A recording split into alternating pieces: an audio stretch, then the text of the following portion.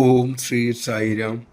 ചുറ്റിനും ഇരുന്നവരോടായി സ്വാമി ചോദിച്ചു, എന്താണ് ആധ്യാത്മികം? ആരും ഒന്നും മിണ്ടിയില്ല. ഭഗവാൻ പറഞ്ഞു, എല്ലാറ്റിലും ഈശ്വരനെ കാണുന്നതാണ് ആധ്യാത്മികത. അതുതന്നെയാണ് വേദാന്തം. വേദാന്തത്തിൻ്റെ ഒടുക്കമാണ് അദ്വൈതം. എല്ലാം ദിവ്യം എന്ന തിരിച്ചറിവ്, ആ അനുഭൂതി. ചിലർ എന്നെ കുറ്റപ്പെടുത്താറുണ്ട്. എന്തിന്? ഭക്തന്മാർ പോലും എന്നിൽ കുറ്റം കാണുന്നു. ചിലർ എന്നെക്കുറിച്ച് ഒന്നും അറിയാതെ തന്നെ കുറ്റങ്ങൾ പറയുന്നുണ്ട്. വിവേകമില്ലായ്മയാണ് ഇതിൻ്റെ കാരണം. ഒരിക്കലൊരു മഹിള എന്നോട് പറഞ്ഞു, സ്വാമി, എൻ്റെ ഭർത്താവ് മരിച്ചുപോയി. ഞാൻ പറഞ്ഞു, നല്ലത്, സന്തോഷം. എൻ്റെ മറുപടി കേട്ടതും അവർ അട്ടഹസിച്ചു.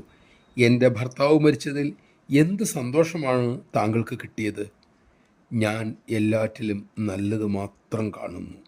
അതുകൊണ്ട് ഞാൻ എപ്പോഴും നല്ലത്, സന്തോഷം എന്ന് പറഞ്ഞുകൊണ്ടേയിരിക്കുന്നു.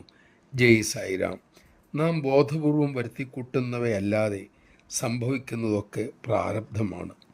ആ പ്രാരബ്ധം ഒരു കടന്തിരക്കൽ കൂടിയാണ്. പ്രാരബ്ധം ക്ഷയിക്കുമ്പോൾ സത്വഗുണം തെളിയും. സത്വഗുണം ഈശ്വരിലേക്ക്, അതായത് ശാന്തിയിലേക്ക് നമ്മെ നയിക്കുന്നു. അതുകൊണ്ട് എന്തിനേയും ഏത് സാഹചര്യത്തെയും വിവേകത്തോടെ കാണാനും സ്വീകരിക്കാനും നമുക്ക് കഴിയട്ടെ. അതിനായി ഭഗവാൻ നമ്മെ അനുഗ്രഹിക്കട്ടെ.